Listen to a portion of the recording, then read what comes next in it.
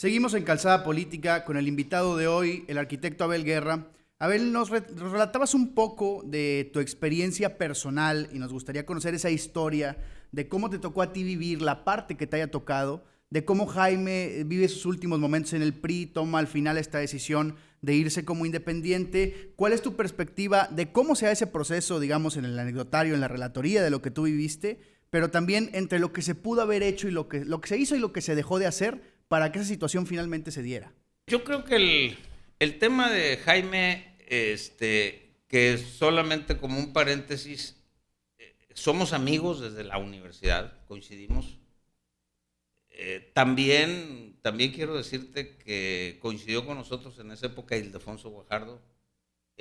Fuimos consejeros algunos juntos, Ramón Salas, que es otra figura relevante del PRI en el Estado, y que Jaime, mucho antes que yo, inició en la política o en el servicio público, en la carrera política, bajo el padrinazgo de Carlos Salinas de Gortari. Acuérdate que fue el líder nacional juvenil de la CNC, cuando yo ni siquiera soñaba. Y es porque es muy hábil con el micrófono. Dicen que es más peligroso con el micrófono que con una ametralladora, Jaime, ¿no? En algún evento, cuando Salinas pretendía ya la presidencia de la República, todavía sin ser presidente, lo oyó hablar y lo sumó y lo creció y lo llevó luego a la dirigencia estatal de la CNC. Ahí es cuando yo me reencuentro con él. No es hechura mía. Ivonne sí. O sea, Ivonne la hago diputada, siendo yo presidente del partido, a pesar de Natividad González Parás. Escobedo. Y también la alcaldía de Guadalupe tuvo que ver en esas cosas. Pero no con esto me estoy desligando. Jaime tiene una caída cuando pierde Guadalupe, me había ayudado, lo ayudé, nos hicimos un equipo. Simplemente esa falta de operación política que les comentaba, Jaime fue víctima de eso. Yo me acuerdo que cuando se evaluaban en las encuestas, antes de que Jaime renunciara, las personas que habían decidido o habían expresado su deseo de participar, a Jaime no se le mencionaba. Ni siquiera el PRI no lo veía como una alternativa. Y bueno, pues si tu partido, con el que has peleado, al que le has dedicado 30 años o 30 y tantos años de la vida que le había dedicado Jaime, ni siquiera lo volteaban a ver cuando él decía yo quiero, usted tenía que hartar, él tuvo toda la razón. Fue parte de esa exclusión. Sin embargo, pues todos sabemos que 5 gobernadores priistas fueron los que financiaron la campaña de Jaime, ¿no? En los últimos días de Jaime en el PRI, el actual presidente del partido, Eduardo Bailey, se comprometió a incluirlo, pero él ya había tomado la decisión.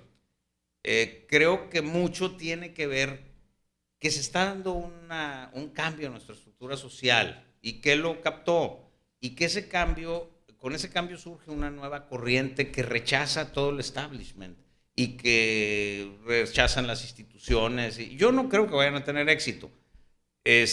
Porque es también producto de un fenómeno ahí que tiene que ver con la velocidad de la comunicación y las redes y cosas de esas. Y bueno, esa gente también fue un factor importante.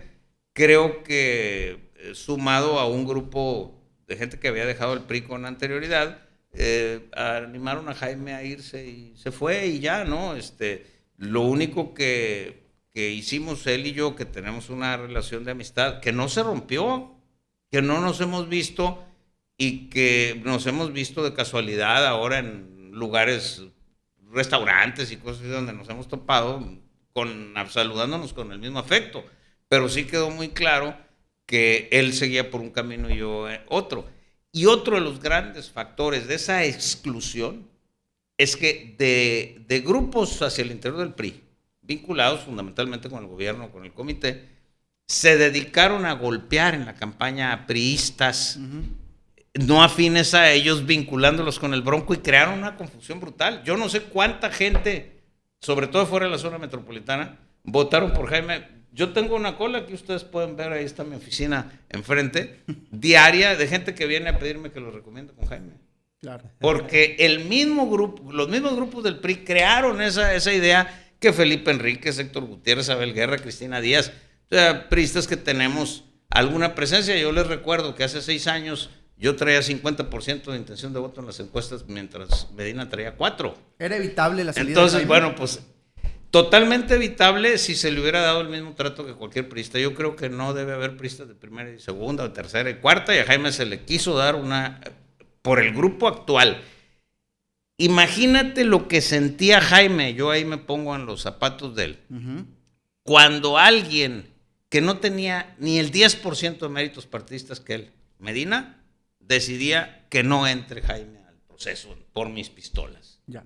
Que se adueñaron del partido y dijeron, aquí somos nosotros y estos son los candidatos, estos ni siquiera pueden participar, ni hablar, ni nada, pues lo obligaron a salirse. Como me obligaron a mí hace 6 años, hace días vi una entrevista de Jaime donde dijo, hace 6 años debimos de habernos salido del PRI con Abel, pero Abel no quiso salirse y dijo, y todavía es fecha, perdonen, no sé si se puede decir esto, que el güey sigue sin quererse salir, o sea, todavía es el reclamo, que ese creo que fue el sentimiento que quedó entre nosotros, que yo no quise acompañarlo y además mi decisión fue muy clara, yo sigo con el PRI, he sido, fíjate, 7 veces candidato por el PRI, pues, también ahí tendría cierto grado de ingratitud, porque llegó un cuate al gobierno en una coyuntura que no vuelve a pasar en el país, donde los gobernadores ponían a sus secretarios particulares.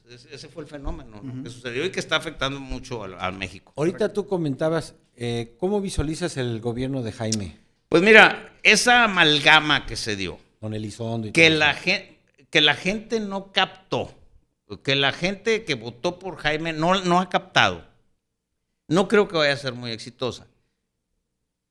Si fuera Fernando Canales tan bocón como yo, les podría confesar, estoy seguro que confesaría, que su principal lacra en los 6 años fue Fernando Elizondo. Yo lo viví como presidente municipal. Fernando Elizondo tuvo los primeros 6 años a Canales bloqueado por falta de recursos, cuando en ese tiempo el Estado debía 11,000 millones de pesos, con presupuesto de 70,000. Hazme el favor, ¿no?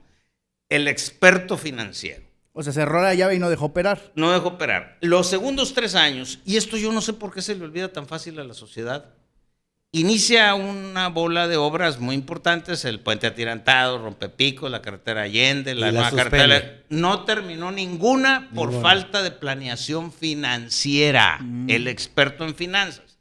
Y ahora le oigo una declaración. El equipo de transición o el proceso de transición está perfectamente equivocado. La transición no es rendición de cuentas. La rendición de cuentas es otro personal, otra gente. La transición es un traslape de los equipos para que el gobierno siga. No es entrega-recepción. Es un traslape para que el gobierno siga operando sin menoscabo a la calidad de los servicios que presta para los ciudadanos. Y lo están haciendo como una entrega-recepción y rendición de cuentas. La rendición de cuentas se hace durante 10 años, ¿eh?